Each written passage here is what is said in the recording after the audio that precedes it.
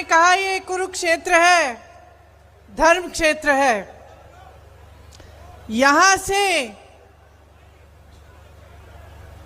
दुनिया में सब धर्मों के बीच हमारे धर्म का संदेश यहीं से उभरा, यहीं से उठा। यहीं पे 5 पांडवों ने कौरवों की सैकड़ों की सेना को शिकस्त दिया।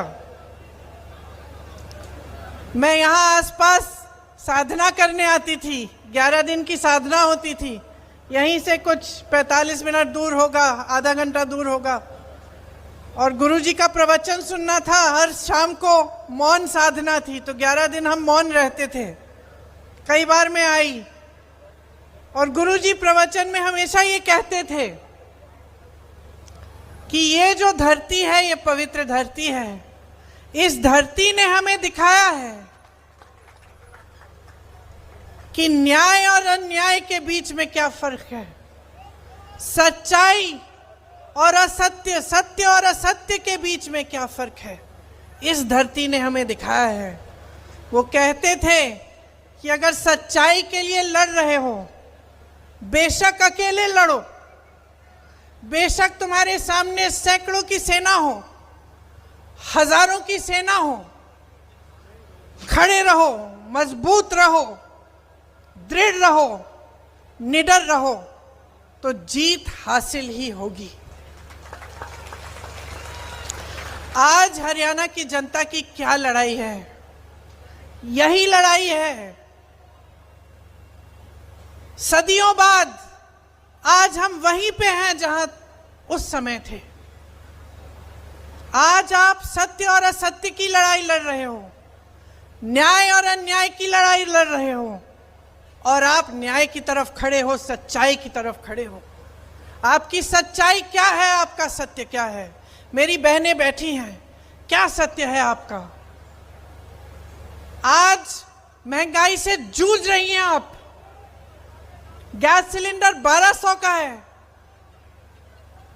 2-3 दिनों में श्राद्ध खत्म होंगे, नवरात्रि शुरू होगी, त्योहार का समय है।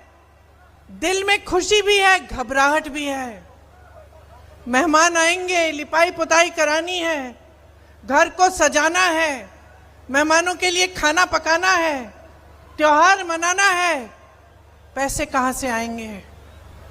खरीदोगी कैसे?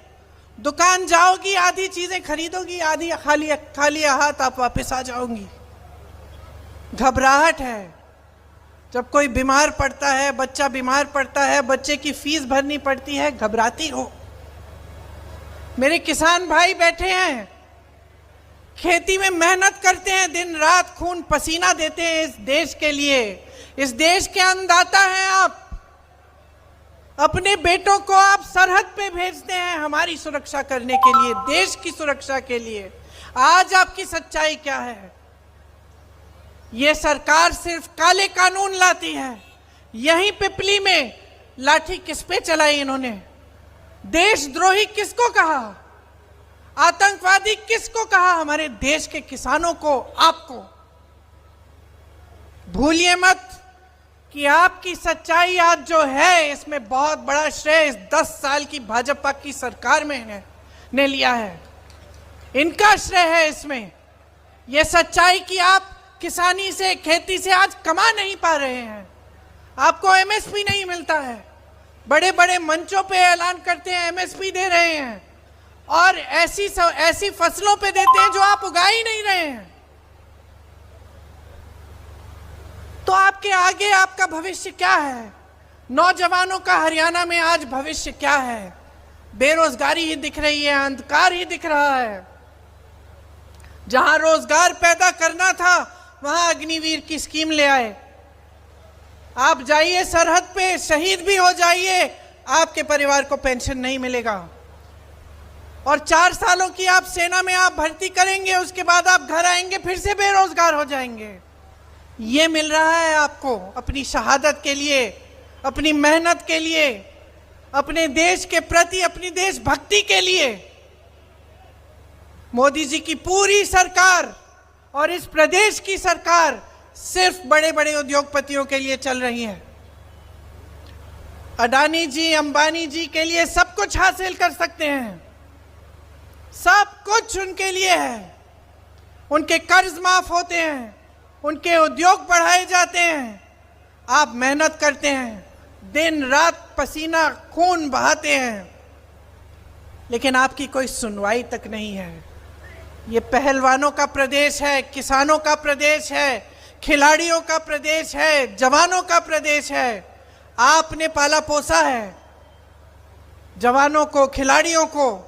आज देखिए हमारे ओलंपिक की खिलाड़ियों के साथ क्या बर्ताव होता है। मैं गई थी उस आंदोलन में।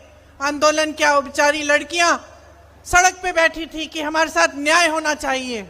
मैं गई मिलने, और उन बहनों ने मुझे क्या बताया। बहनें सुनिए, उन्होंने कहा, दीदी हम ओलंपिक का मेडल लाए थे, मोदी जी ने हमें घर बुलाया, हमें चाय पिलाई, फिर हमारी साथियों के साथ इतना बड़ा अन्याय होता है।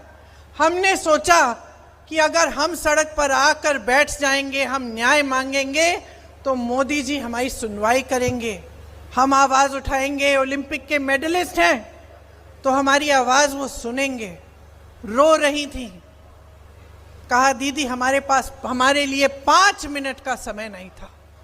मोदी जी का घर मालूम है कितनी दूर है उनके आंदोलन स्थल से? उनके आंदोलन स्थल से मात्र 10 मिनट दूर है। गाड़ी में बैठते 10 मिनट में पहुंच जाते। अरे उनको घर बुला लेते, जैसे जब मेडल लाए थे तब बुलाया था। लेकिन कुछ नहीं किया मोदी जी ने, कुछ नहीं किया। ये लड़कियां रोती